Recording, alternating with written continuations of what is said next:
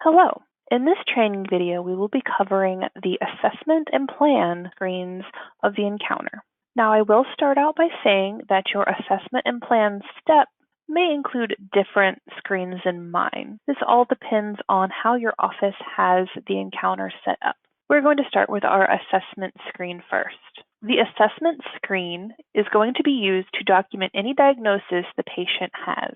You have a few different sections here. You have today's diagnosis, which shows you the diagnosis that pertains to the patient today. You have your master diagnosis list, which is a collective list of diagnoses that patient has had from other encounters. You also have today's findings. If you have anything set up on your auto-diagnosing list set to go to today's findings, those diagnoses will be here, and you can choose to add them or not. If you would like to select a diagnosis for the patient, you can decide to use the plus button next to the code. It will add it to today's diagnosis from today's findings.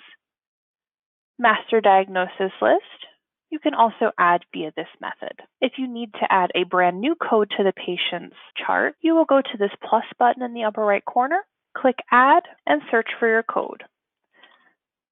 Once you start typing, a drop-down list will appear, and you can select your code from the listing. You can choose to add a reasoning or not. This is not a required field. When I click save, the code adds both today's diagnosis and it will show up on your master diagnosis list now for historical reference.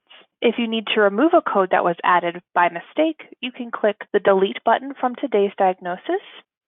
It will remove it from your listing. And if you have a diagnosis on the master diagnosis list that no longer pertains to this patient, you can click the three little dots and click resolve. We can click save, and your diagnosis that was resolved is no longer on the active listing. Now, you will be able to still find it within the status of all marked resolved. If you want more information about a diagnosis, you can also click the three little dots and click information. It'll pop up a Medline Plus Connect with information on that specific diagnosis. We are now going to head into the plan section. The plan section is going to populate a list of your today's diagnosis, along with any care plan items that are currently attached. To start out, you have two types of care plan sections you can pull from on this list. You have your care plan templates.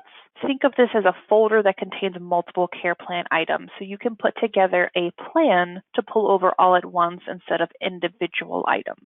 Your care plan items are those individual items that you can pull over individually or within that care plan template creation. To add a care plan item, you can click the green plus button, and you can choose to add it to all or any of the individual diagnoses that are on the list. So we're just going to add this to this. And the same applies for your care plan templates, all or individual diagnoses. You can filter by your description, so you can start typing in the name of care plan templates or the name of a care plan item. The next way you can add a care plan item to a diagnosis is head to the View CPI History. It's going to bring up a history of the care plans that have been associated to this diagnosis. Since this is a new one, it's only going to have the today's care plan item that's currently attached to it. You can also choose to add a free type care plan item.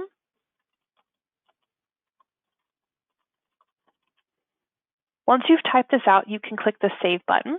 If you find yourself typing out a care plan item often, you can go ahead and add it to the library from here. You can also add this as a checkout task in case you want any of your checkout staff members to follow up on this. So I'm going to go ahead and do that. And now you can see my free type care plan item is a part of this listing. If you need to remove a care plan item, you can simply click the Delete button and remove it from the listing. If you need to stop a care plan item, you can click Stop. It'll let you put the reason in, and it will remove it from this specific diagnosis. Now you will notice I have different types of care plan categories: general, recall, education, MedRx, order, medical, and goal. They should be pretty intuitive on what they represent. You'll see a recall item here. When I sign my chart, it is going to auto-generate the recall for me. Now this is going to be the first time that the chart is signed. It's not going to generate one if you sign it, unsign it, then re-sign it. Now you may have noticed when I came from the assessment screen to the plan screen, my myopia bilateral code had a care plan item already attached to it. We will go over this now. I'm going to head into Admin, Data Configuration, diagnoses, common ICD-10. Now, I was able to attach my care plan to this diagnosis. All you need to do is come into this ICD-10 listing, search for your code, open it up, select your care plan from the care plans dropdown and save. Whether or not your diagnosis code is triggered or manually entered, when you enter the plan screen, it will show the care plan items that are within this template. Lastly, I will now go over what it looks like in your recall pod when I sign the encounter for a recall item.